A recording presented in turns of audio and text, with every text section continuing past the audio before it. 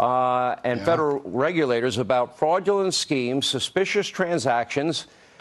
Due diligence on involved parties reveals less than clean records. Tell us about your latest column and investigative report. Well, in your monologue, you noted that David Weiss was forced into the action today, as measly as it is, by whistleblowers, those brave IRS whistleblowers, Gary Shapley and others. They came forward. They made a big difference, right? This is a new whistleblower. What it tells us is that the U.S. government knew as far back as the spring of 2015 that Hunter Biden was involved in activities that looked suspicious, looked fraudulent, looked like it might have taxes and money laundering and other things involved with it. It's rare for a bank to go to the Securities Exchange Commission, have a direct contact. Often they just file the suspicious activity reports and move on. One of the top vice presidents in Morgan Stanley went to the Securities Exchange Commission and said, "You got to look at this." They were very clear what they were looking at. The opening picture of the whistleblower's presentation is a picture of Joe Biden, Barack Obama, and Hunter Biden sitting at a basketball game. Right below it was a picture of money laundering.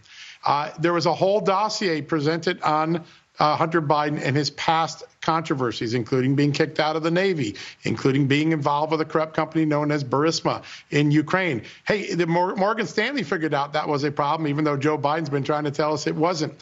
They went back to 2008 when Hunter Biden was sued over a hedge fund deal he had done.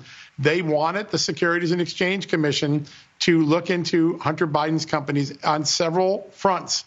They never heard back from the Securities and Exchange Commission. If you ask why we're having this conversation, why it was allowed to go on for so long, the answer is government agency after government agency turned a blind eye to very clear whistleblower evidence. In 2015 and 16, it was the Securities Exchange Commission.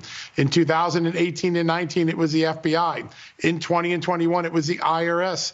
Every time a federal agency got a tip that Hunter Biden was doing something wrong, the fix was in. And that's why in 2023, there are still no charges against Hunter Biden.